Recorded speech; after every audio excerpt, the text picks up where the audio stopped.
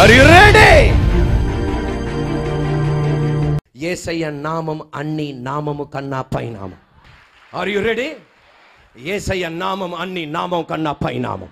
దేవుడు అబ్రహాముతో చెప్పాడు, నీ పేరు నేను గొప్ప చేస్తా. బా, నీ పేరు నేను గొప్ప చేస్తా. అంతేగాని నీకన్నా మించిన పేరుకి ఉండదు అనలా. హల్లెలూయా. అసలు మన దేవుడు మామూలు కాదు ఆయన. హల్లెలూయా, ప్రైజ్ ది లార్డ్. నీ పేరు నేనేం చేస్తా, కానీ నీకన్నా మించినోడు లేడని చెప్పలా. నీ పేరు నేను గొప్ప చేస్తా. మన పేరుకి శక్తి ఉంది, మన పేరుకి అధికారం ఉంది, మన పేరుకి ఇన్ఫ్లుయెన్స్ ప్రభావం ఉంది, ప్రభావితం చేసే శక్తి ఉంది. ఎవరు? మన పేరుకి. చాలామంది ఏమంటారంటే, నా పేరుకి, నా పేరు చెడగొట్టకు నువ్వు. పెద్ద ఏం చేస్తావు? నా పేరు చెడగొ. మన పేరుకి శక్తి ఉంది, మన పేరుకి అధికారం ఉంది, మన పేరుకి ఇన్ఫ్లుయెన్స్ ప్రభావితం ఉంది.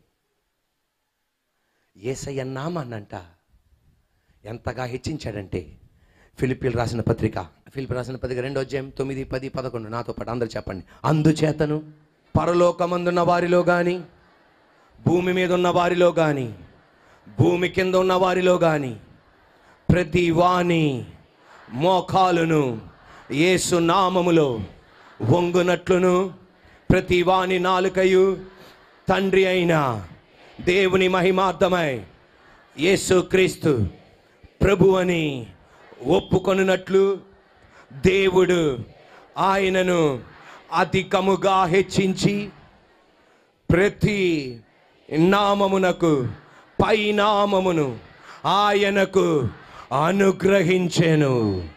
మన పేరుకేముంది? శక్తి, అధికారం, ప్రభావితం చేసే శక్తి ఎవరికి ఉంది? మన పేరుకి ఉంది. ఒక వ్యక్తి ఉన్నాడు అనుకోండి, ఆయన పేరు చెప్తే ఆ ప్రాంతం అంతా ఆయన పేరు ప్రభావితం చేస్తుంది. దాని వెనకాల శక్తి ఉంది, దాని వెనకాల అధికారం ఉంది. కొంతమంది ప్రధానమంత్రులు ఆ దేశంలో వాళ్ళ పేరుకి శక్తి ఉంది, అధికారం ఉంది, ఇన్ఫ్లుయెన్స్ ఉంది. కొంతమంది రాజులు వాళ్ళ ఏరియాలో వాళ్ళ పేరుకి శక్తి ఉంది, అధికారం ఉంది, ఇన్ఫ్లుయెన్స్ ఉంది. కొంతమంది ముఖ్యమంత్రులకి వాళ్ళ రాష్ట్రంలో పేరుంది, అధికారం ఉంది, ఇన్ఫ్లుయెన్స్ ఉంది. కానీ మన యేసయ్య నామానికి ఉన్న శక్తి, అధికారం, ఇన్ఫ్లుయెన్స్ ఎంత శక్తి, అధికారం, ఇన్ఫ్లుయెన్స్ అంటే, పరలోకములో ఆయన పేరుకు అధికారం ఉంది, భూమి మీద ఆయన పేరుకు అధికారం ఉంది, పాతాళములో ఆయన పేరుకు అధికారం ఉంది. పరలోకములో ఉన్నవి ఏవైనా యేసయ్య నామంలో వంగాల్సిందే. భూమి మీద ఎవరైనా యేసయ్య నామంలో వంగాల్సిందే. మీరు అనొచ్చు, అందరూ వంగట్లేదు కదా అని. వంగకపోతే వంగే రోజు రాబోతుంది. ఇప్పుడు ఆమెననాలి. నేను కల్లారా చూడబోతున్నా, మీరు కల్లారా చూడబోతున్నారు, మీరు కల్లారా చూడబోతున్నారు. యేసయ్యని నమ్ముకున్న ప్రతి వ్యక్తి కల్లారా చూడబోతున్నారు వాటిని. ఇంకోసారి, పాతాళములో ఆయన నామానికి అధికారం ఉంది, శక్తి ఉంది, ఇన్ఫ్లుయెన్స్ ఉంది, ప్రభావితం ఉంది. ప్రతి దెయ్యపు శక్తులు మోకాలు ఉంచుతాయి. అలెగ్జాండర్ అన్న చక్రవర్తి, అలెగ్జాండర్ అన్న రాజుగారు, అలెగ్జాండర్ అన్న చక్రవర్తి ఇలాగన్నాడు. అలెగ్జాండర్ ద గ్రేట్, ప్రపంచాన్ని తన గుప్పిట్లో పెట్టుకున్న ఆ చక్రవర్తి ఇలాగన్నాడు.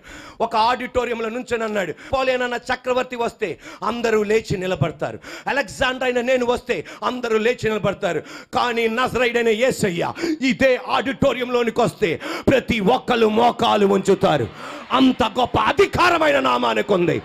పరలోకములో ఏవన్నా నీకు ఇవ్వగలిగిన అధికారం అతనికి ఉంది, భూమిలో ఏది ఇవ్వగలిగిన అధికారం అతనికి ఉంది, సాతాను కార్యాలు ఆపగలిగిన అధికారం ఆయనలో ఉంది.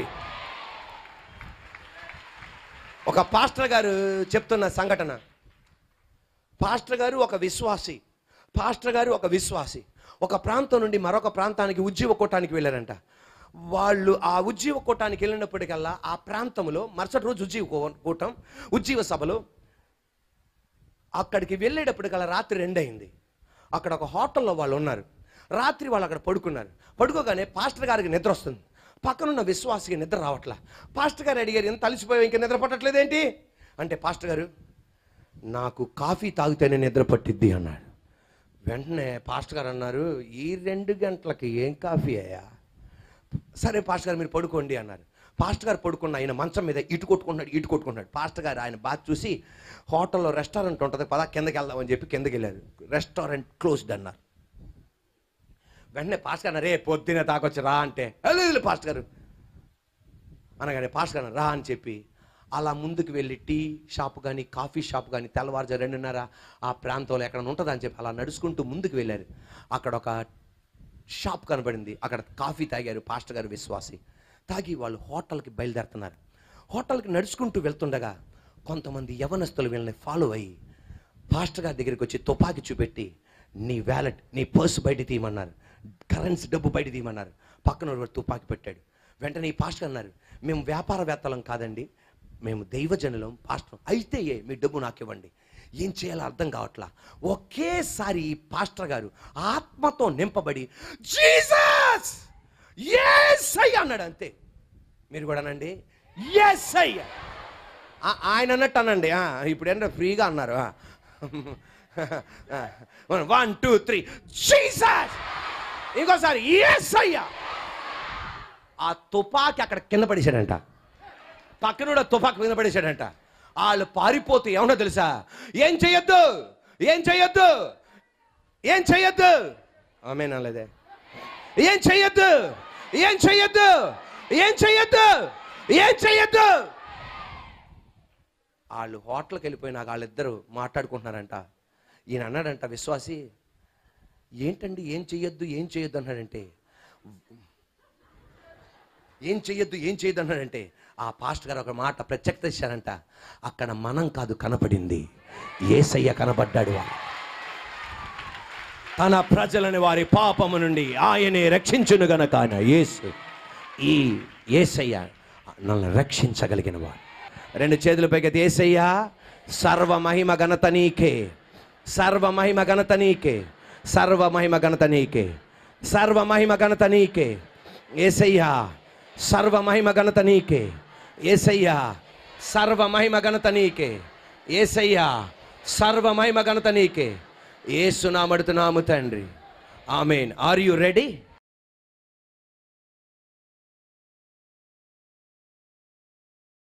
పరలోకమందున మా తండ్రి యేసయ్య, నాయనా మీరు యేసు అన్న మాటకు అర్థం తన ప్రజలను వారి పాపముల నుండి ఆయనే రక్షించును గనక యేసు అను పేరు పెట్టుదు అని.